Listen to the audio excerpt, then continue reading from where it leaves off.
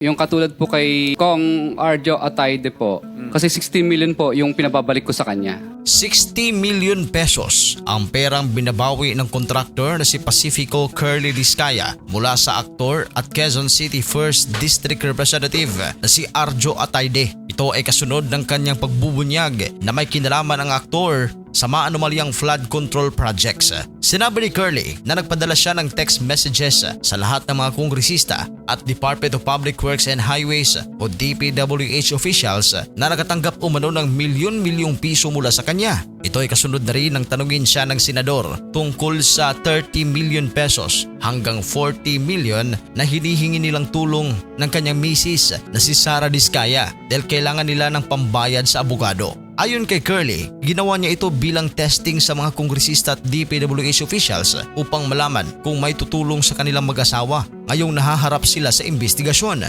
Ginawa pa nilang halimbawa ang halaga ng perang sinisingil umano niya kay Arjo. Lahat ng kontraktor dapat isauli ni Arjo ang 60 million pesos na perang ibinigay ng mga Discaya sa kanyang tatay. Ang tinutukoy ni Curly ay ang ama ng aktor, ang negosyante at asawa ng artistang si Sylvia Sanchez na si Art Atayde. Pero ayon sa kontraktor, hindi umano ibinalik sa kanila ang perang ito na nagkakahalaga ng 60 million. Saad ni Curly, nakiusap daw siya pero walang nangyayari at walang ni isang nag-reply sa kanya mga text messages. Sa pamamagitan naman ng isang opisyal na pahayag ay pinanindigan ni Congressman Arjo Atayde na inosente siya sa mga paratang laban sa kanya ng mga Discaya. Maghahain din daw siya ng reklamo laban sa mga nagpapakalat ng mga kasinungalingan tungkol sa kanya. Pahayag ng actor-politician, I categorically deny the allegation that I benefited from any contractor.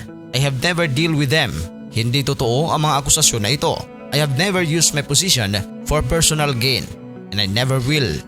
I will avail all of remedies under the law to clear my name and hold accountable those who spread these falsehoods. Sinagot din ni Arjo ang pagkalat ng litrato kung saan kasama niya sina Curly at Sara Discaya. Bumisita lamang daw ang mag-asawa sa kanyang tanggapan ngunit wala raw silang napag-usapang anumang proyekto. Anya pa, totoo na pumunta sa opisina nila ang Discaya noong 2022. Quote-unquote, sabi ni Arjo, we met with them just like any visitor to our district office. It was a quick hi hello and picture taking since it wasn't a planned meeting. It was the first and last time I met with them. I never talked anything about any project and I've never dealt with them.